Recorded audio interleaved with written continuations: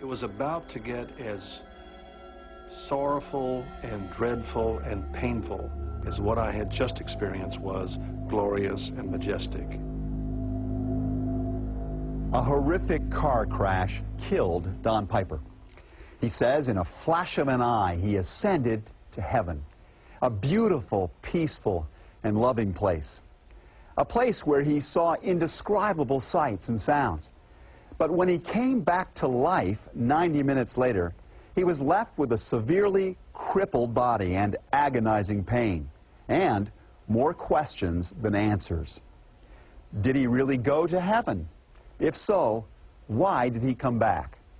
For months, Don didn't even share his experience with anyone.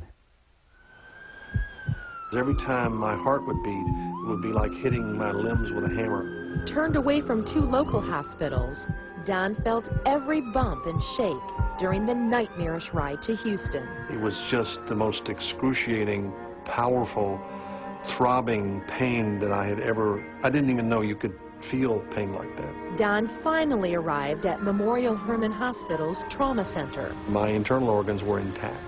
Doctors determined Don amazingly did not have any brain damage or head injuries. And even though my other injuries are cataclysmic, those 2 life-threatening experiences are no longer in existence. They have been prayed away by a man on a bridge under a tarp. When I saw him in the emergency room, he was being evaluated by numerous other doctors in addition to me. It soon became evident to Dr. Thomas Greider, an orthopedic surgeon, if they didn't take drastic measures immediately, Don may not survive. We had to find a way to either take off the leg, or there was a new device that had not been used very often to save the leg. The experimental device, called an Elizarov frame, had rarely been used in the United States. Because we have to put it into the leg through the muscles, is extremely painful, and that's why it's only used with a great deal of reluctance. Metal wires and rods force the bone to grow while keeping the surrounding tissue intact. The problem with that would be it could conceivably break or fail before the bone healed. Amputation would be less painful. He would only need probably 1 operation, then he'd be done with it, and then we could fit him with a prosthesis to let him get out of bed and start moving. Eva made the difficult decision to try the Elizarov frame. There was no guarantee that it would work, but at least Don would have his leg.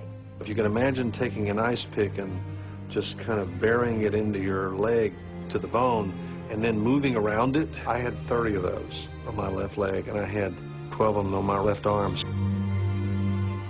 There are many times while Don was recovering that he was angry with me for giving that permission, because it was just excruciatingly painful.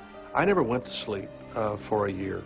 I just, I fought it, and I strained, and then I would find myself unconscious. I just passed out. Ultimately, Don endured 34 painful surgeries. I wanted to go to heaven on a minute-to-minute basis. I never wanted to come back from heaven. I still would prefer to be there than here.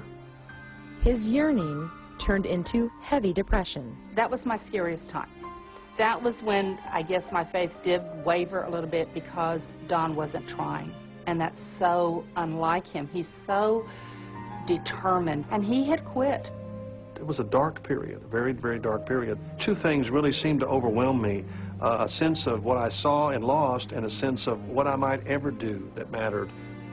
It was just too much for him, and I'd fuss at him, I'd cajole, I'd plead, I'd whatever, and he didn't want it. He would just literally turn his head. He wouldn't talk to me. And that was rough. That was very hard. And people were nice, and they were thoughtful, but no one would ever make the statement, "You're going to be fine. You're going to walk again." For a year and a half, Don kept his heavenly experience to himself.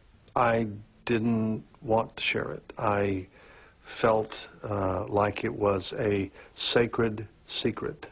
My advice to him was, you're going to have to be comfortable with sharing this experience. I would suggest you pick a couple people that you know, that you trust. Reluctantly, Don trusted in David Gentiles, his best friend for over 30 years. I guess he was just kind of seeing if I would laugh at him or say he was crazy or whatever. A small part of it probably had to do with the fact that I felt if I shared it, people would think that I just had lost it. Don slowly revealed more details of what he witnessed during the 90 minutes his body lay lifeless. I heard angels more than saw them. And what I could hear was the beating of their wings. And so it was just an awesome presence of the angels, and they're everywhere. In heaven, you can hear thousands of glorious songs. You hear them all at the same time, and there is no chaos. Frankly, to have someone I knew sitting across from me saying, well, and I saw this, and it looked this color, and this was the sound, it was a little freaky. Don cannot forget the moment he reached Heaven's Gate. There was a parting of the crowd and revealing, the street, and so I began to move forward. And it was becoming obvious that it's time for me now, having been welcomed, to enter. I'm not sure we walked. I know that sounds very strange. Let's just say we moved. They moved toward the gate on what Don says appeared to be a street of gold. The closer you get to the gate, the brighter it gets, and inside the gate is an utter brilliance. I was in the presence of God, and I would never have to suffer pain again.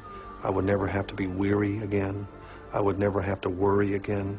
But as Don crossed the threshold, he paused. That pause was my moment to return.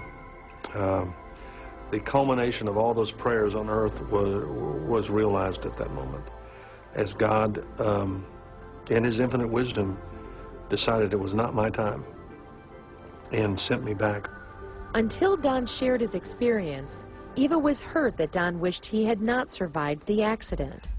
I was not real happy with him. And so when he, when I heard about the heaven experience, it was like, oh, now I get it.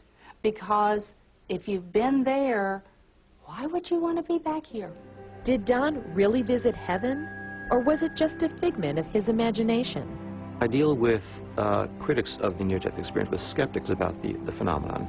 I have to deal with my own skepticism about it as well, because I don't know what causes these experiences.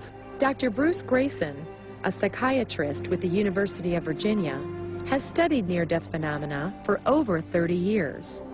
Doctors and nurses are coming to be more and more impressed with the fact that these things are really happening to their patients and really have an important impact on their patients' lives and on their health care.